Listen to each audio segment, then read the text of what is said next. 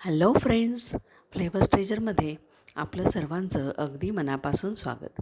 आजच्या भागामध्ये आपण अननसाचं रायतं कसं करायचं ते बघणार आहोत. त्यासाठी इथे एक मध्यम आकाराचा अननस घेतलेला आहे. हा अननस आपण स्वच्छ कट करून घ्यायचा आहे. पहिल्यांदा याचा वरचा भाग काढून टाकलेला आहे. त्याच्यानंतर त्याचा स्किनचा जो भाग आहे तो सुद्धा आपण काढून टाकणार आहे आणि मधला मऊ गर जो आहे तो आपण घेणार आहोत. त्याच्यामध्ये सुद्धा आपण त्याच्यामधला जो घट्ट भाग असतो तो काढून टाकलेला आहे आणि फक्त रसाळ असा मधला जो गाभा आहे तो आपण घेत आहोत. त्याचे छोटे छोटे असे तुकडे करून घेतलेले आहेत. आता या रायत्यासाठी आपण खोबरं घेतलेलं आहे. ओलं खोबरं फ्रेश घेतलेलं आहे आणि ते साधारण अर्धा ते पाऊण वाटी आहे. फोडणीसाठी आपण मोहरी घेतलेली आहे, लसूण घेतलेला आहे, तो झेचून घालायचा आहे आणि हिंग घेतलेला आहे. या वाटपामध्ये घालण्यासाठी आपण 1 चमचा मसाला घेतलेला आहे आणि पाव चमचा हळद घेतलेली आहे. हे सर्व मसाला, हळद आणि खोबरं हे आपण सरसरीत असं वाटून घ्यायचं आहे. फार बारीक वाटायचं नाही आहे.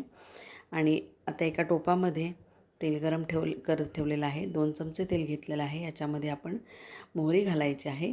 मोहरी तडतडल्यानंतर आपण याच्यामध्ये हिंग घालणार आहोत. हिंग साधारण पाव चमचा घालायचा आहे आणि जे लसूण घेतलेलं होतं ते बारीक झेचून असं त्याच्यामध्ये घालायचं आहे. आणि या फोडणीमध्ये आपण नंतर हे जे वाटप करून ठेवलेलं होतं ते त्याच्यामध्ये ओतणार आहोत.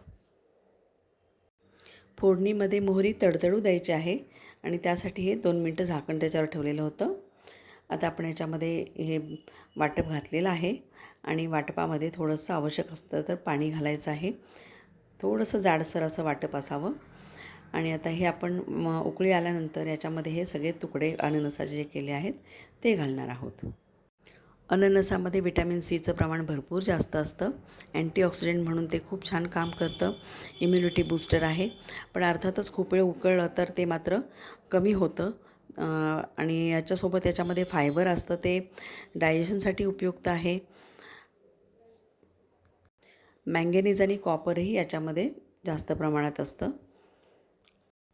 साधारण 1 इंचभर गूळ घेतलेला आहे आणि या गुळाचे छोटे छोटे तुकडे करून घ्यायचे आहेत आणि या आता रायत्यामध्ये ते घालायचे आहेत. अननस मुळातच गोड असतो त्याच्यामुळे गूळ फार घालण्याची गरज नाही आहे. आणि आता हे याच्यामध्ये मीठ घालायचं आहे आपल्या चवीनुसार आणि व्यवस्थित सगळं मिक्स करायचं आहे. एक उकळी येऊ द्यायची आहे. अननस लगेच शिजतो त्यामुळे फार वेळ उकळायचं नाही आहे. आणि आता हे तयार झालेलं रायतं खाण्यासाठी रेडी आहे. अननस आहे त्या स्वरूपातच खाण्याने तुम्हाला त्याचे सर्व बेनिफिट्स मिळतात, न्यूट्रियंट्स मिळतात. पण हा प्रकारे काहीतरी वेगळा म्हणून थोडंसं कधीतरी करून बघायला हरकत नाही आहे. अननसाचं रायतं खाण्यासाठी रेडी आहे.